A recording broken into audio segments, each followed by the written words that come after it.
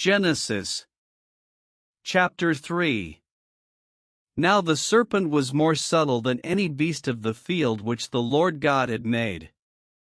And he said unto the woman, Yea, hath God said, Ye shall not eat of every tree of the garden? And the woman said unto the serpent, We may eat of the fruit of the trees of the garden. But of the fruit of the tree which is in the midst of the garden, God hath said, Ye shall not eat of it, neither shall ye touch it, lest ye die. And the serpent said unto the woman, Ye shall not surely die.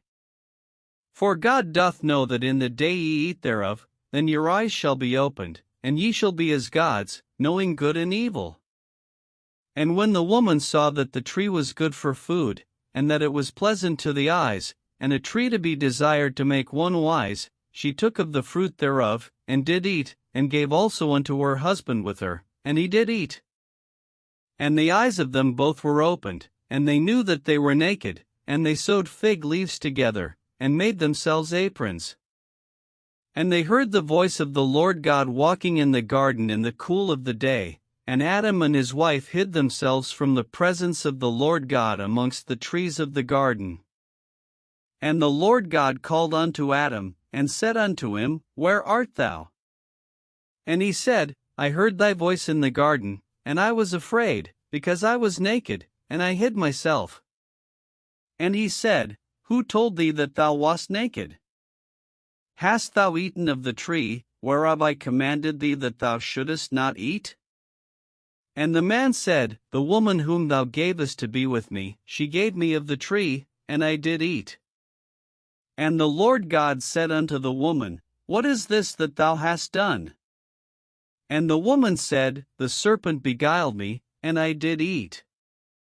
And the Lord God said unto the serpent, Because thou hast done this, thou art cursed above all cattle, and above every beast of the field, upon thy belly shalt thou go, and dust shalt thou eat all the days of thy life. And I will put enmity between thee and the woman, and between thy seed and her seed, it shall bruise thy head, and thou shalt bruise his heel.